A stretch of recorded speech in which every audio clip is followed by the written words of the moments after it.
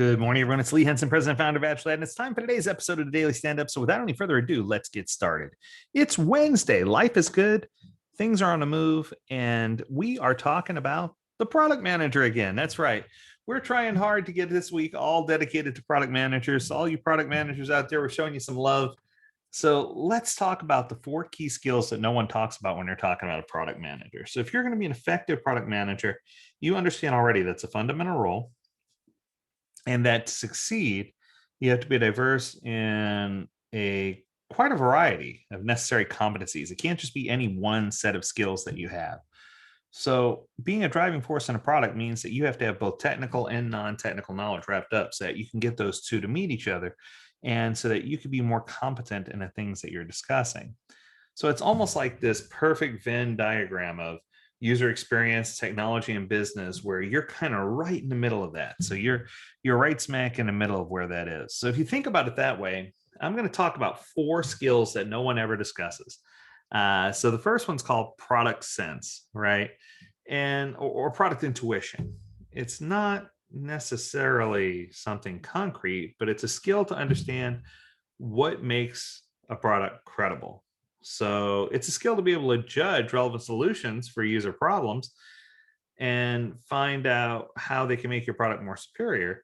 But it's important for you to have this skill to where you profoundly understand the objective of the product, keeping both the business and the client in mind. And that's your bafata, right? You continuously evaluate product deliverables and factors which are contributing or detracting from what you're trying to do. So enablers and disablers. And you're learning to seek the truth and not just trying to validate what you think is right. So I think this all boils down to research, right?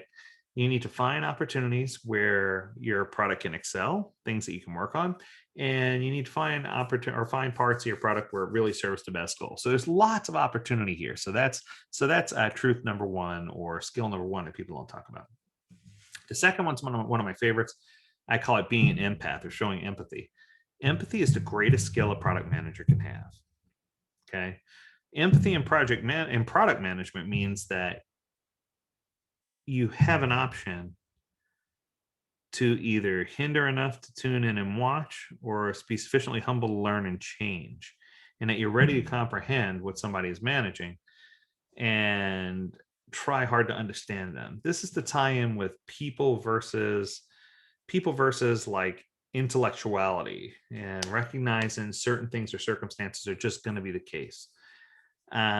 It's important to understand all the customer's pain points, but at the same time, you need to understand that the pain points come from your empathy. It's not wrong to say that most of the time a product fails because the focus was on the wrong problem, right?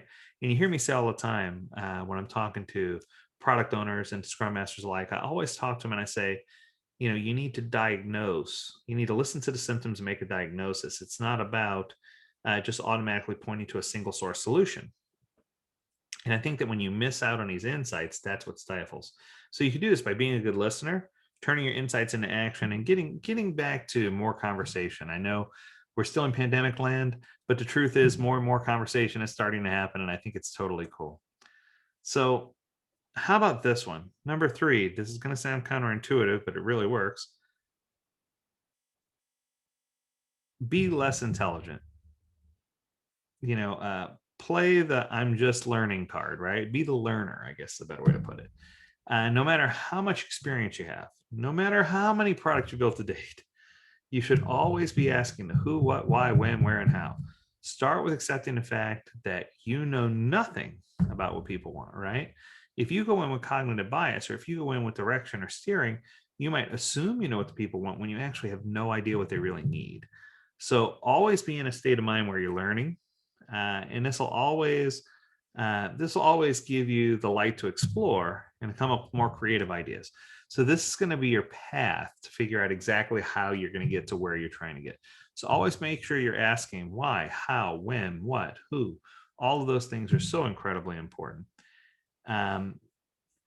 So incredible, right? There's just so much to cover when it comes to doing this.